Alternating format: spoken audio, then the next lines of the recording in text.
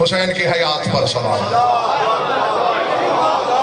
جس کے اپنے نام میں اللہ کے اسم حی کا پہلا حرف ہے۔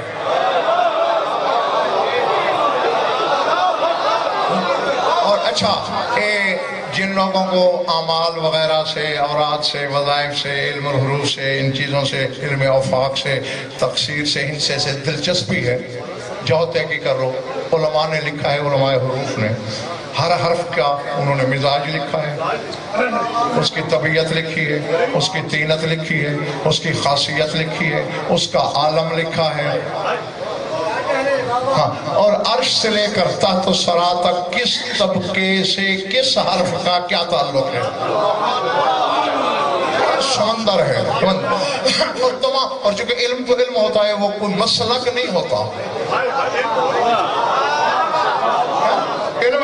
اب جو بھی صرف نحو پڑھے گا، وہ چاہے یہودی پڑھے تو یہی پڑھے گا جو ہم نے پڑھی، ہاں، تو علم کا تعلق مسالک سے نہیں ہوتا، وہ علم ہے۔ تو علم حروف کے علماء یہ لکھتے ہیں، یہ جو جیم والی ہے نا، وہ کہتے ہیں اس میں یہ خاصیت ہے کہ اگر 40 دن مسلسل 200 دفعہ کسی کاغذ پر ہے لکھ کر صبح طلوع آفتاب سے پہلے لکھو اور جا کے بہتے ہوئے پانی میں ڈال دو، 200 دفعہ ہے لکھو اور 40 دن لکھتے رہو، وہ کہتے ہیں قیامت کی گرمی ہو، سبا نیزے پہ سورج ہو، صحرائے گوبی سے گزر رہا ہو، پیاس نہیں لگے گی۔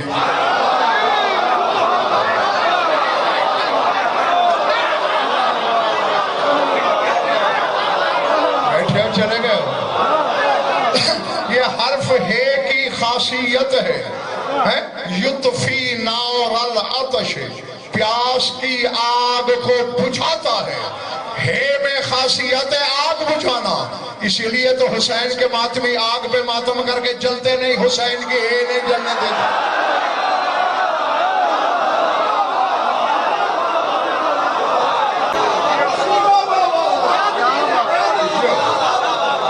جو اتنی بڑی حیات کا مالک ہے، جو عزاداروں میں حیات بانٹتا ہے،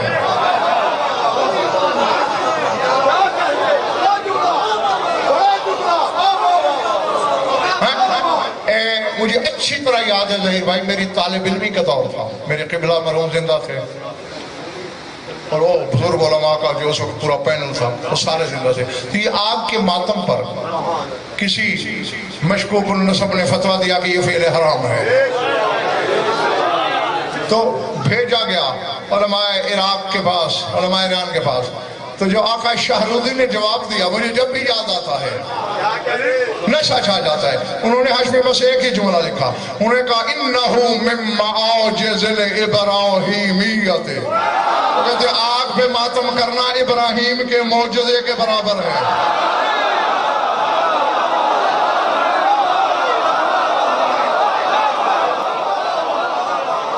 یا ابراہیم نے آگ کا بے اثر کیا، یا حسین کے ماتمی نے آگ کا بے اثر کیا۔